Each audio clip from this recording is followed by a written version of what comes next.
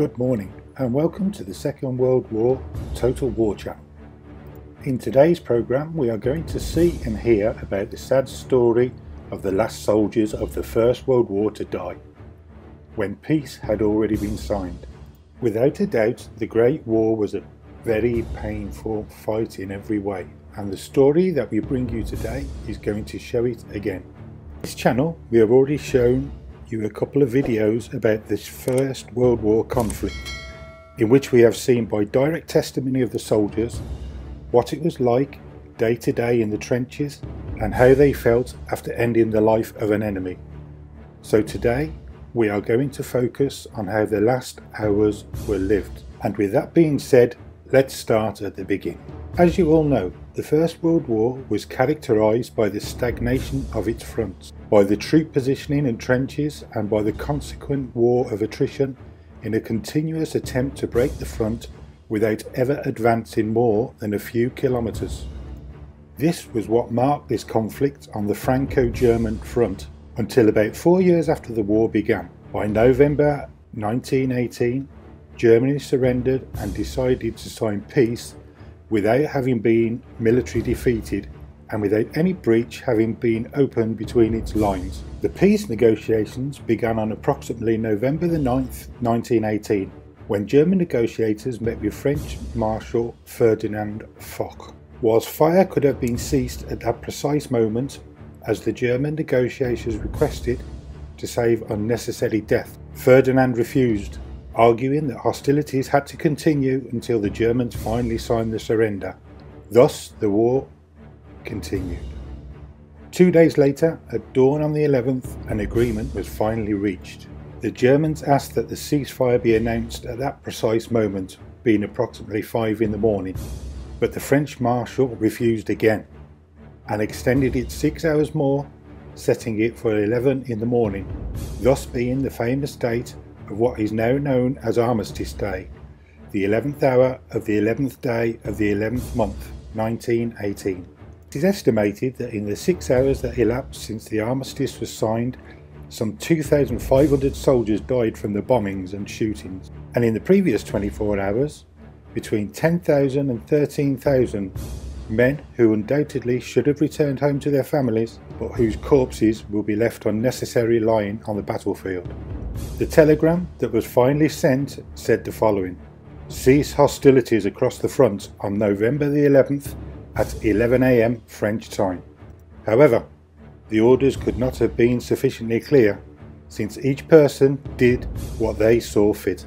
The behaviour of most of the Allied commanders was the most humane and logical, letting the hours pass quietly in the trenches and not risking a single more life. But there were other officers who wanted to take the last chance they had to give a boost to their military career, not caring that the blood kept running unnecessarily. Harry Truman, for example, who was an artillery officer in that war before he became President of the United States, was one of those who pushed until the last moment. As he himself recalled years later, "I fired the battery according to the orders until 10:45.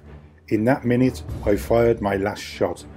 Truman's case is really striking, mainly because of the position he would hold years later as President of the United States, which also, upon learning of the armistice, sent a letter to his girlfriend that said the following: "It's a shame that we can't go in and raise Germany and cut off some of the hands and feet of German children and pull the hair out of some old people. But I guess it would be better to make them work for France and Belgium for 50 years. But in the 15 minutes that elapsed from 10:45 till 11 AM, between Truman's last shot and the exact moment the conflict officially ended, there were no more unnecessary casualties. One of the most absurd and incomprehensible was that of Henry Gunther, the last official victim of the First World War, in which we want to enter this programme, who lost his life when there was only a single minute left before the ceasefire. Previously, this 23-year-old American soldier had been demoted from the rank of sergeant for a rather unfortunate event. The content of a letter he sent to friends in which he criticised the conditions of the troops in the trenches and advised them not to enlist in the army. and since Gunther was unlucky enough to have his letter intercepted by the censors, he was ultimately punished. That hurt his pride so much that on the morning of November the 11th, he disobeyed the orders of his sergeant and, steeling himself, charged with his bayonet to try and take an enemy trench. In his head only hovered the idea of returning to merit to regain his rank. He feared being considered a traitor by his companions, since he was the son of German immigrants. But neither these nor the Germans, who were letting the hours go by to surrender without having had more victims, managed to arrest him.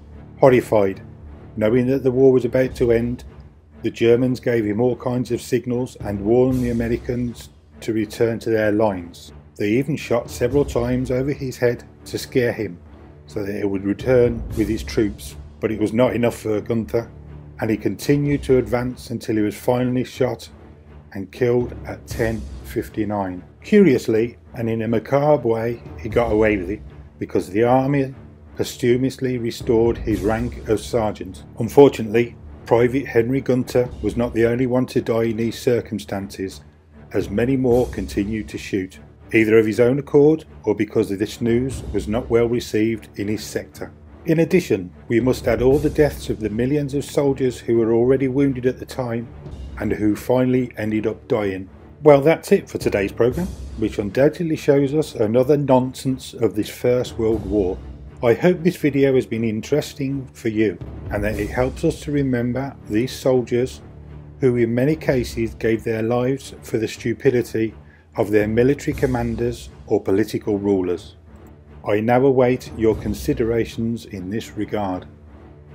Finally, I would like to invite you to go to the description of the video, in which you can find other interesting videos about the First World War that I invite you to watch, as well as to join the social networks of the channel. And that's it. Subscribe if you haven't already, and see you on the next show. See you soon.